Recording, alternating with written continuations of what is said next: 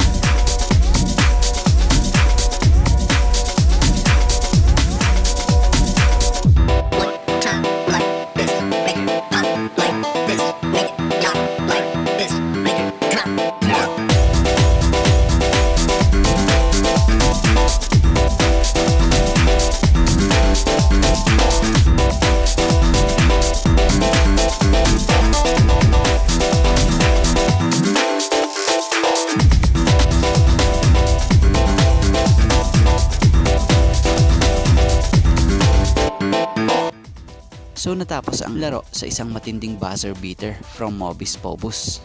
Isang masakit na pagkatalo to para sa anyang KGC dahil sa ito na nga ang huling laro nila para sa season na ito. At posible ring ito ang huling laro na rin ni Renz Abando dito sa anyang KGC kung ito'y hindi na i-renew ng koponang ito.